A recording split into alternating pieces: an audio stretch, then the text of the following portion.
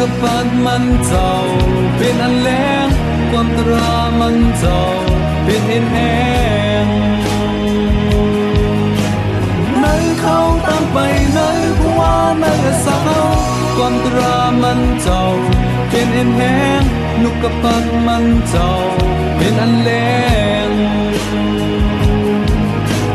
ในผู้ว่าในสักเขาตั้งเอาไปดู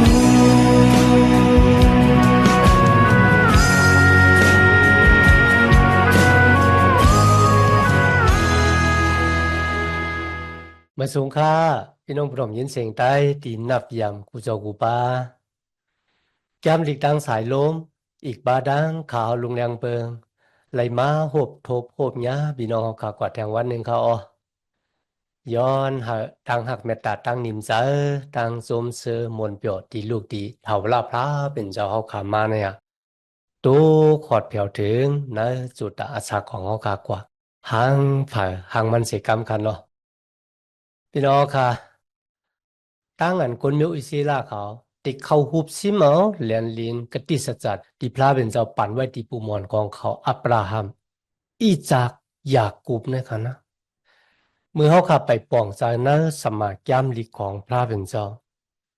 เขาก็มีดังวนจากใครจะว่าอาโลพระของคนมิวอิศิลาเนี่ยก็พูดสังมันเจ้าเปกเกียกปล่อยตึกปางตึกปอดนายเนี่ยเขาอย่ามีดังวนจะพิษป่องจะพิษกว่าจังไหนเขาดีเต้มันค่ะพี่น้องค่ะในเมืองโกนหลงเอาคันเลยนะในกับปานสมัยแก้มดิเก่าเนี่ยอันบ่ปดเมืองอาเซียยุโรปแอฟริกาอเมริกาค่ะนะปดเมืองอาเซียเขาค่ะก็เมืองไทยเมืองมานเมืองไต้อันบ่ได้เป็นมองโกเลียเมืองเขนะปางตึกปอยตึกเนี่ยมันมีหลวงกว่ากุฏิกุแลนค่ะต่อบอกความไต้เขาค่ะมีไว้ว่ามาน้ำมาเป้หมูหมูน้ำหมูเป้มานะครับนะก็มันลูกดีตั้งอันโกนแต่ปางตึกปอยตึกเจ้าเจ้าคือโกนที่มีน้ำนั่นนะกำน้ำเขาได้เป้แนงเบิ้นกุ้ยก็มจะโกนน้ำยาวได้เป้กูปอกในก็มจะครับมันอยู่ที่สติปัญญาทางกำหนึ่งก็เป็นเรื่องนั้นเมื่อเขาขาดด้วยแลนลินกติศาสตร์ที่พระเป็นเจ้าอาปันคนมิวอิศิลาเนี่ยมันเจ้าว่าพระเป็นเจ้าเกียกปอยตึกหนาในมันเจ้าครับ ก้อยกับพระเป็นเจ้าปันอักขว้างอเยดีกวนเมืองขณะอ่านข่าวดัง4 ปาก20 ปีเขาเนี่ยคุกจะไลไม่จะวัวแปดวายนามหาพระเป็นเจ้ายก็เปแปดหุ่นหางช้างทู่ที่เขาเฮ็ดบัดกู้กวายกบวันเนกาปานั่นอับราฮัมเป็นปลอแพทย์ของพระเป็นเจ้าโหหมอกลัดรองของกัมพาโลกาของเขาเนี่ยมีพระเป็นเจ้าเป็นผู้ผ่านช้างมันจะเป็นพระสู่เหลียวป้าเหลียวและเป็นพระเป็นเจ้าที่อุปปึงพองงำกัมพาโลกาจะแก้วเวลามนุษย์ศาสตวะเครื่องเปิงการมีดังเสียงดังหลงเลยลุยอาณาตันโคของมันเจ้าสู่เหลียวป้าเหลียวมันจะคุณพีคุณซักมันจะหุ่นหางช้างทู่ของก้นขณะอันจะนำกัดตั้งแขนของคนที่อุปปึงกัมพาโลกาเว้ยนะกุ้ยก็เป็นรวยอาณาตันโคของพระเป็นเจ้าสู่เหลียวป้าเหลียวกันนั่นและพระเป็นเจ้าบ้านให้มันจะเป็นเจ้าเกศยอดเอาโกนเฮาออกป้นมุ่นรถเสตามมาเป็ดเนื้อหมอไผ่ง่ายหลวงไรมือมาหยุ่มมัดตำจากนั้นมันจะเป็นเจ้าพระผู้จีอย่างแต่ละในวันรุ่นชุดมือโกนเฮาตายออกโลกาในกว่ากูก็ค่ะอยู่ในภาษาศาสนาแล้วตีเล็กมือจุกอยู่ต่อหน้าของพระเป็นเจ้ามันจะเป็นผู้จีอย่างแต่ละกุ้ยกะ4 ปาก20 ปีโกนเมืองคณาอันเอาลูกของดูเจ้าเก่าล้วนแหลงค่ะนะที่จอยหรือดูเจ้าเก่าแล้วย่อเป็นลูกอ่อนที่มดจังข่าวสามีดังพิษสังเนี่ยเอากว่าลูบรรหุนางสร้างทู่หรือเช่นนั้นก็ให้ลูกยิงลูกชายเขาเนี่ย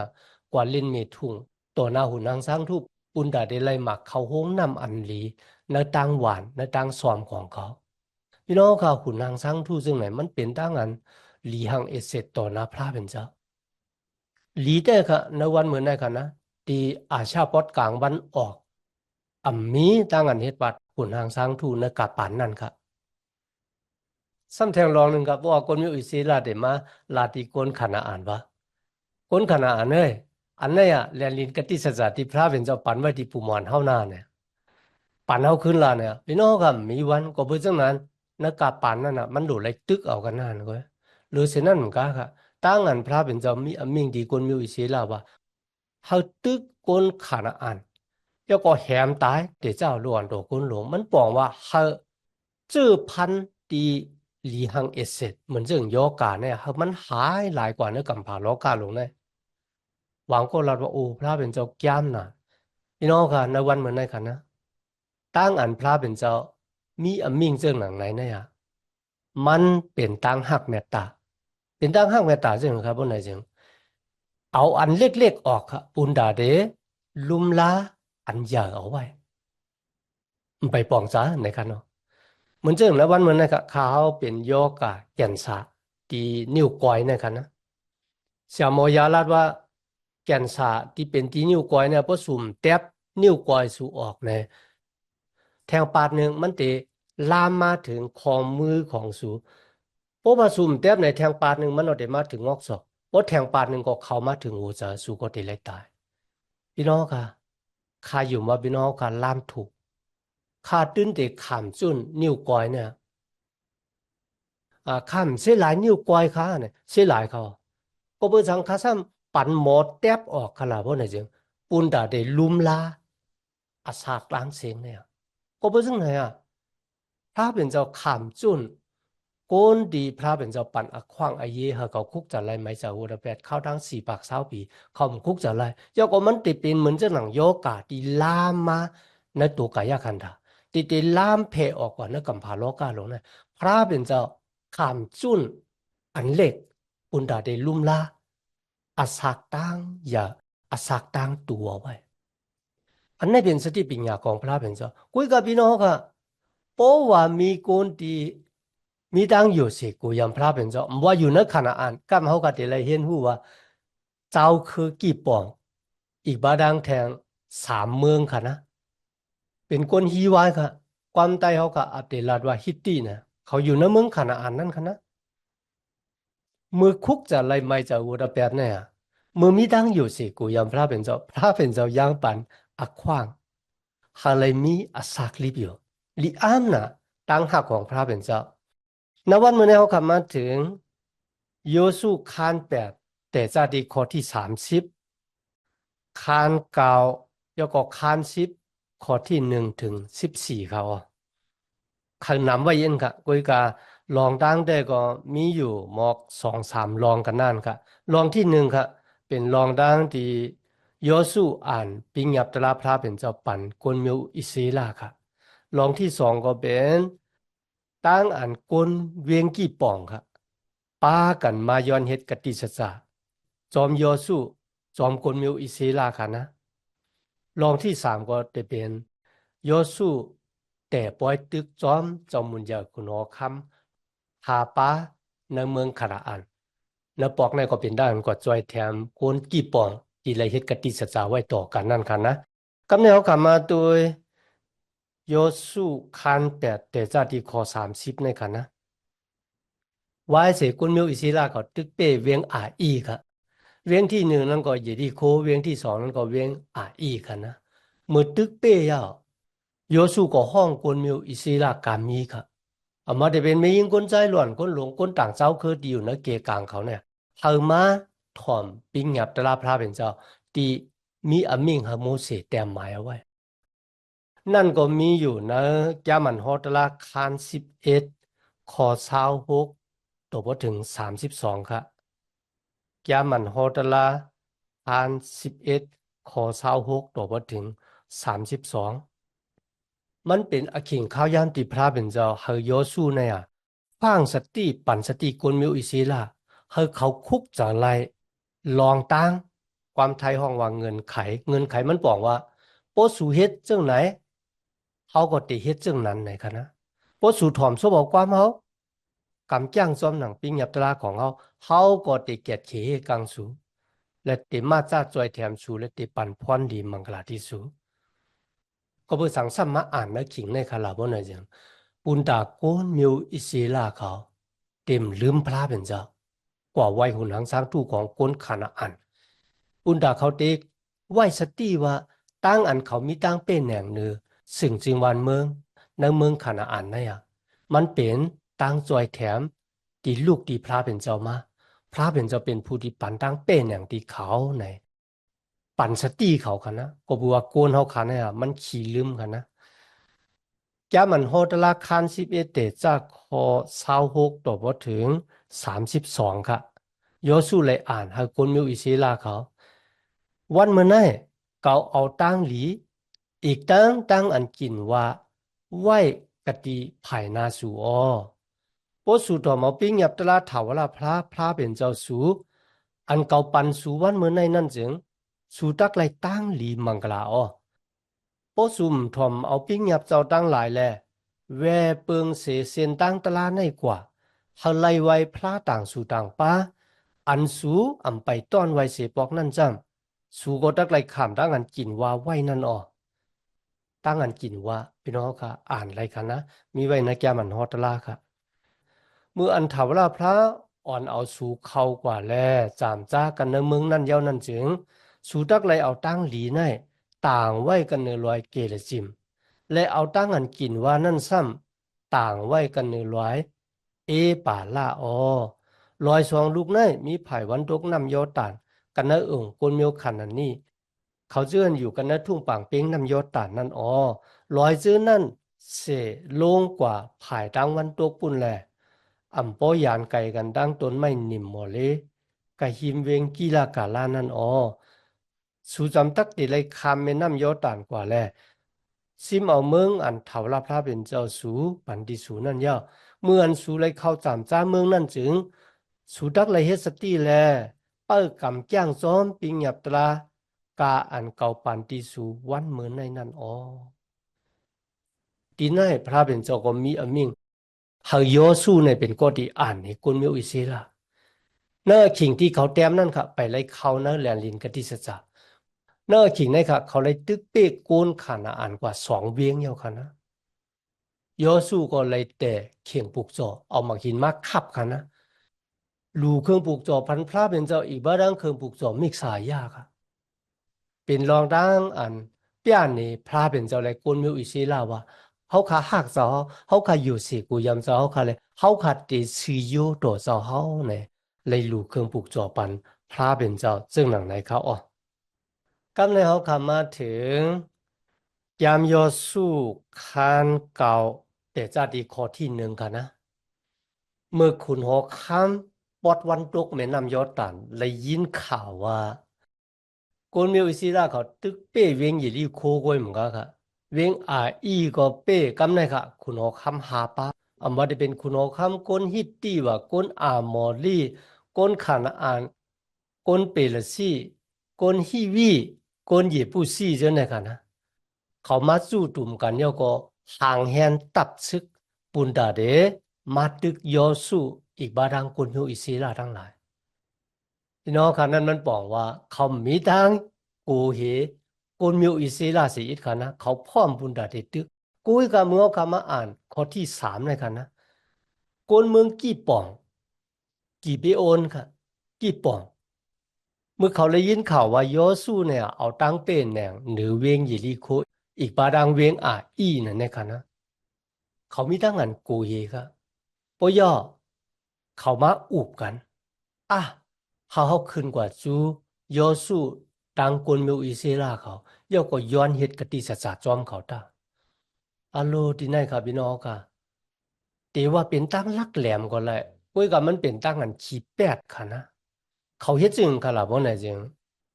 มันน่ะมันจะกวนเวงกี่ป่องไว้ค่ะเวงเขพี่ล่าวะเวงเปรลูดวะเวงกิริยาตอาลิมอะตั้งเสียง4 เวงดูก่อนกันนะเป็นคนฮีวายเป็นคนฮิตตี้กันนะเขาอยู่ในเวียงคานาอันนะครับที่แต่มันเขาอยู่โป๊กไก่ตั้งเวียงเยรูซาเล็มห่างเวียงเยรูซาเล็มห่างกันดังเวียงเยรูซาเล็มเนี่ยมอกให้8 ลักว่าจังหนังไรเขาพี่น้องค่ะเขาป้ากันมาจูโยสุตังกุนเมลอิสราทั้งหลายครับพี่น้องค่ะด้วยครับเมื่อมาถึงตีปางชาของกุนเมลอิสราครับนะ คูบเข่าลงยอก็ย้อนเฮ็ดกติสัจจาจอมกวนเมียวอิศิลาเขากวนเมียวอิศิลาอะไรตัวหัน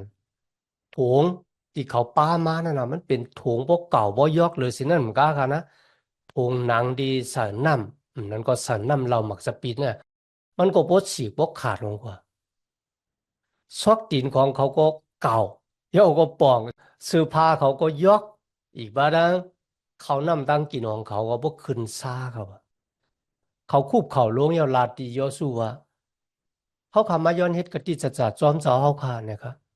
ปุนดาเฮาขาเต็มเลยขามตั้งดูตั้งแล้วนะก็เพื่อเฮาขาเลยยินข่าวตั้งอันพระเป็นเจ้าของเจ้าเฮาเนี่ยเลยผุยน้ำปางหลายแล้งมือออกเมืองอียิปต์มาเฮอคนมิวอิศิลาคามหรือฉะนั้นก็เจ้าค่ะเลยตึกเป้คุณหอคำสี่หุ่นอีกบาดังออกฆ่านะครับโยสุตึกหัดตึกเป้เวงเยริโคอีกบาดังเวงอาอีในคำลาดครับเขากลัวโยสุเดหูว่าสู่อยู่จำๆในกวยกันนะคำลาดค่ะนะความลาดที่เขาลาดตัวโยสุเนี่ยมันบอกว่าครับมันบอกว่าเขาขายยุ่มว่าพระเป็นเจ้าของสูเนี่ยมันเป็นเจ้าพระดีอย่างแม้อะไรสูงสุดแต่มีพระต่างปะที่เหมือนมันจะก็เป็นเรื่องไหนเขาขาเคยเฮ็ดวัดกูก่อยพระเป็นเจ้าของสูเหมือนกันเนี่ยมันเคยกว่าปุ่งในเขาโยสูว่าเขาหมูจักสูลูกดีเลยมากกว่าเขาหมูนะด้วยคาแลเนี่ยในหน้าซื้อพระคนนุ่งตั้งไว้ตั้งกินตั้งย่ำเดียวคามีอยู่เนี่ยมือเขาติดเจ้าออกขึ้นมาเนี่ยนะเขามูนเดียวคาเอามาเนี่ยมันตึกเอาอุ่นๆอยู่เมื่อเร็วเนี่ยมันขึ้นซ่าโมแล้วนะครับเสื้อผ้าโคนนุ่งตั้งไว้ซอกตีนว่าเนี่ยทงหนังเขาว่าเนี่ยเป็นอันเหม่อละลายเนี่ยเขาขาลูกตีไก่ไปที่ยาวมาอ่ะฮัลโหลพี่น้องเขาค่ะขอความโกนในหมู่งายกันนะความหลีเข้าหูเพิ่มจากความจ้าเข้าหูเพิ่มเรียนวันนั้นกันเนาะพี่น้องค่ะแล้วสมัครแก้มดีแก้มมันออกกว่าคานเช้า3 ข้อ 32ค่ะนะออกกว่าคานเช้า3 ข้อ 32พระเป็นเจ้ามีอมิ่งดีกนมิวอิศิลาวะมือเข้ากว่าเนื้อเรียนลินขนาดเนี่ย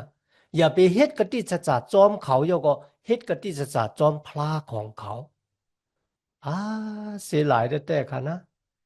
คนมิวอิศิลาอันบัดเป็นยอสู้อันบัดเป็นคนอย่าคนหลงที่เป็นผู้อ่อนหูเนี่ยอำไรป้ากันเข้ากว่าถามพระเป็นเจ้าอำไรเอาลองในเข้ามาจูปลอเฮกหลวงโยก็เฮาปลอเฮกหลวงสุดน้องตึงหาพระเป็นเจ้าว่าเขาลูกที่ไกลไปที่ยาวมาเตะค่ะหรือสินั้นมันก็จองเฮาคักกึ่งถึกกึ่งตันที่ได้เฮ็ดกติจะจอมเขาเสียหลายน่ะคำเลยถามกำเรินสุดเขาก็เฮ็ดกติจะจอมกวนกี่ป่องอีกประดัง3 เวียงนั่นกันนะเดี๋ยวก็กินข้าวซ้อมกันอัลโหลเว้ยพี่น้องเขาค่ะลิเสียหลายอย่างค่ะนะกวนซื้อในลาดว่าเขาค่ะเป็นกวนฮับเจ้าของเจ้าเขาเนี่ยพี่น้องเขาค่ะกวนเขาค่ะเนี่ยมันว่าที่เป็นกวนกัดแขนมอกะคือค่ะนะอ่ามันก็ยังตกซุม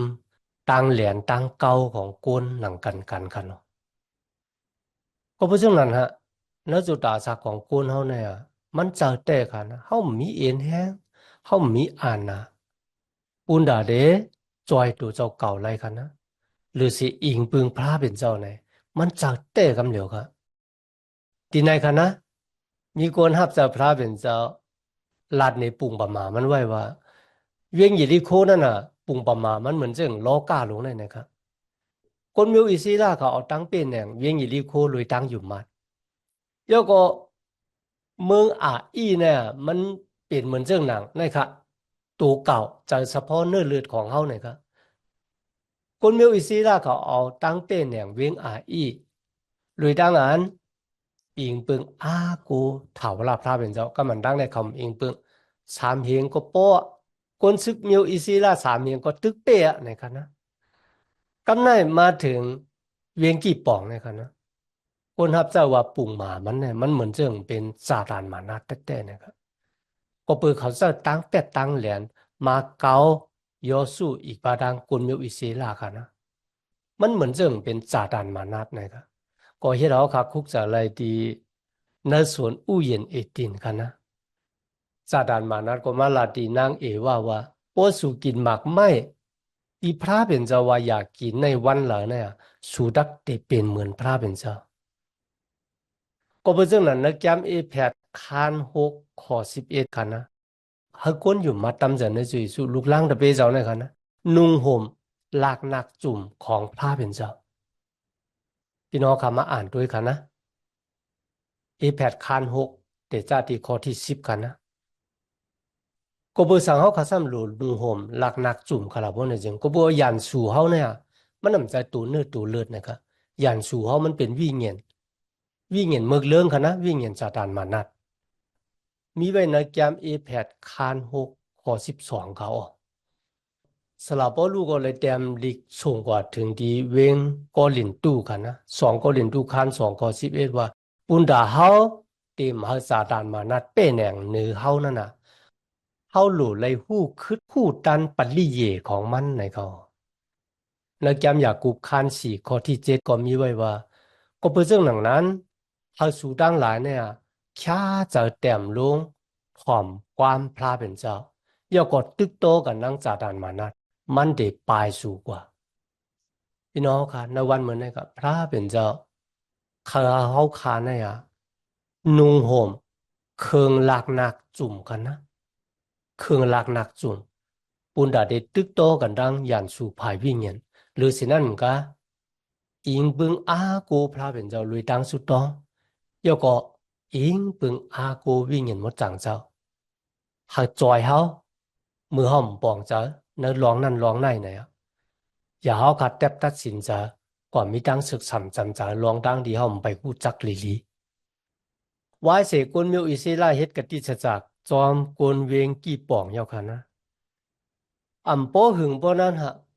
เมื่อเขาออกตาออกตั้งกว่า3 วันเนี่ยเขากว่าทบกวนเวียงกี่ป่องครับพี่น้องค่ะอาโลดีไหนเขาว่าก็เบอร์สังสูดังหลาย8 เท่านะสูอยู่ซ้ำๆเฮาไว้รู้เขาไปมา3 วันก็บ่ถึงที่อยู่สูย่อก็เบอร์สังสู8 เท่าเนี่ยก็เบอร์เขาข่าวฮู้ว่าพระเป็นเจ้าของสูนะเป็นพระผู้เยี่ยมแม่และสูงสุดเป็นพระเป็นเจ้าติมมีพระต่างสู่ต่างป้าเนี่ย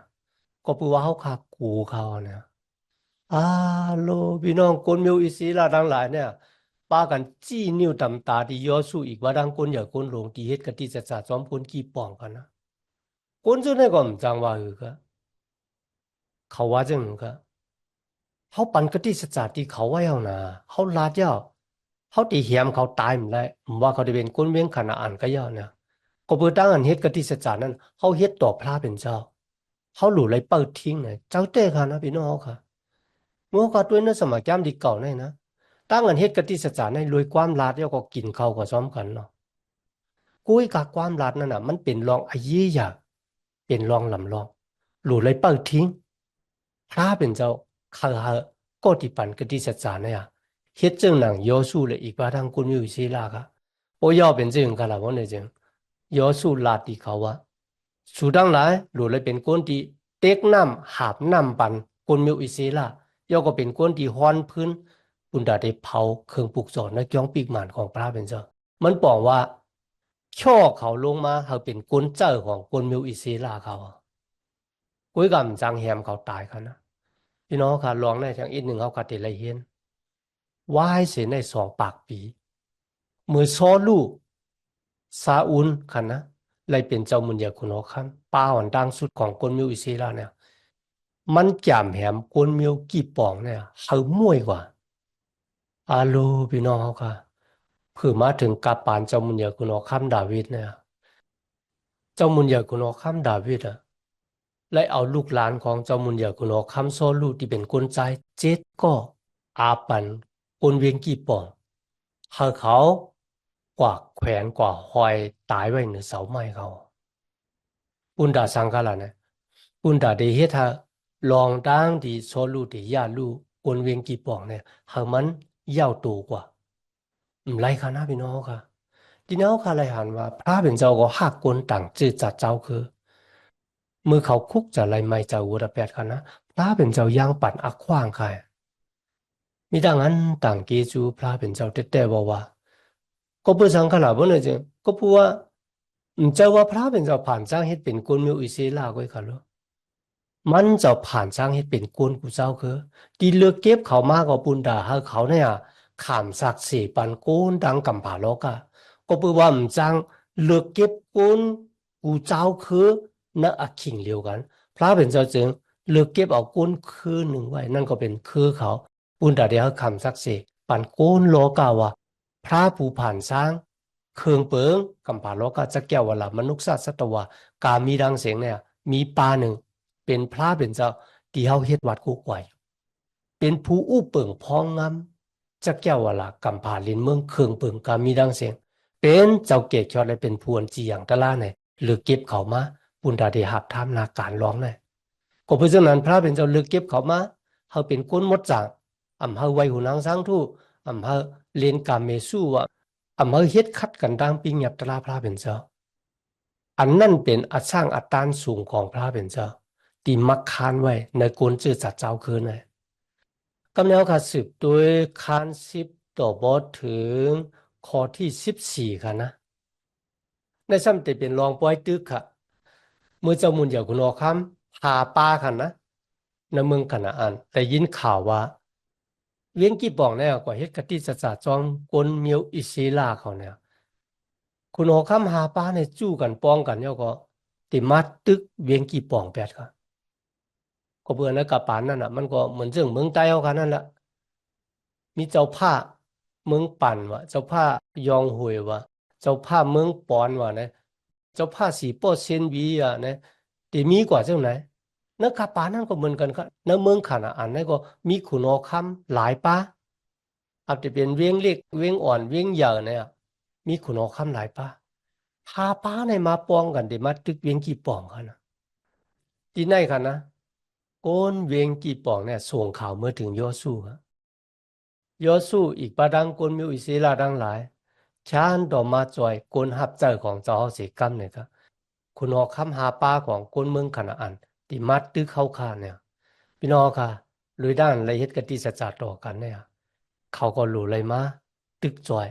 อันที่สองก็ปุนดาเดผิวมวยแบบเจ้ามุนยาคุณออกคำของกลเมืองขนาอันต่างเสียงยอสู้อีกบาดังกลมิวอิศิลาทั้งหลายก็ป้ากันมาดีเวงกีปอง หมู่มาถึงเนี่ยก็เขาก็ป้ากันเขาก็ตึกจมุนอยากคุณอคำหาป้าในกันนะ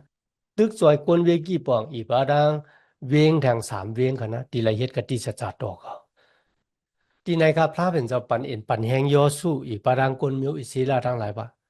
เขาเป็นก้นแข็งแห้งเลยฮัดหันได้อย่าไปกูก็เพราะว่าเขาอยู่จอมสูแล้วเขาอาบเขาไว้ในมือของสูยามันบอกว่าเป็นสิ่งก็สูดักเตเป็นผู้เป้แหน่งเนื้อคุณหอคำหาป้าในเขา พี่น้องค่ะในปังตึกบอกเนี่ยมีดอกอันดีอาร์เมลหนึ่งนั่นก็ย่อสู้ค่ะยืนมือกว่าเนื้อกลางหายก็สุดตองย้อนเฮาพระเป็นเจ้าเฮากลางวันกึดเขา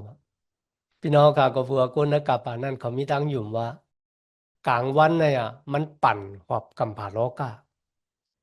กุ้ยกับมันใจกันนักกาปานเนี่ยเขาหู้ยอกันเอาว่ากำผาโลกาเขาเนี่ยมันปั่นหอบกลางวัน1 ปีปั่นหอบไร3 ปาก65 วันค่ะนะ 3 ปาก65 วัน1 ปีเนี่ยกำผาโลกาเขากับปั่นหอบกลางวันไร1 หอบกันเนาะในวันเหมือนในเขาเขาหูยาวว่ามันจะกลางวันปั่นหอบกำผาโลกากุ้ยกับกำผาโลกาปั่นหอบกลางวันกำผาโลกาเขากับปั่นหอบตัวเจ้าเก่า12 นาทีไหวกว่าจูกลางวันแทง12 นาทีซ้ำกองนางปั่นกลางวันก็เพื่อเรื่องหนังไหนคะในวันเหมือนในปุ๊บเมืองเขาเป็นกลางวันเมืองเปินก็เป็นกลางคืนกันเนาะ แกมยอสู้คาน10 ข้อ 12ค่ะนะยอสู้คุบหมบลงต่อหน้าพระเป็นเจ้ายอก็สุดต้องย้อนหาพระเป็นเจ้าเฮากลางวันในกึดในค่ะนะพี่น้องค่ะเจ้าเต้ค่ะนะพระเป็นเจ้าเฮากำผาโลกาในกึดเต้ค่ะนะหรือเช่นนั้นก็ค่ะเนื้ออาเข่งดียอสู้ที่ขาลืบลำจอมเจ้ามุนเดียคุณอคำเมืองขนาอันอยู่เนี่ยมีลมสังแข็งยอก็มีหมากเห็บตกลงมาค่ะนะเนื้อแก้มดีกว่า côn đi nhà mạc hiếp tái này à nằm lơ sẽ côn sức miêu ý sẽ là lệ côn sức viên kỳ bỏng hẻm tái này cả นั่นมันบอกว่าพระเป็นเจ้ามีอยู่โดยจอมเขาได้แต่ค่ะพี่น้องครับพวกเขาคำมาเห็นผู้รองของอัตติปันปิญญาค่ะนะเขาก็ดีว่ากำผ่าโลก้าหวยเนี่ยวันมันหายกว่า1 วันในกันนะปอกที่1เนี่ย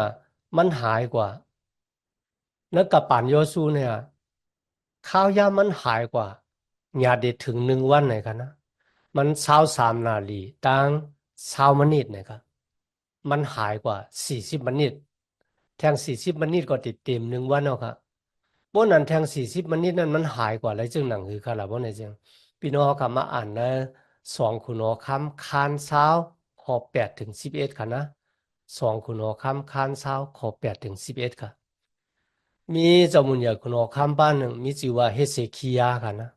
มันสุดต้องที่พระเป็นเจ้า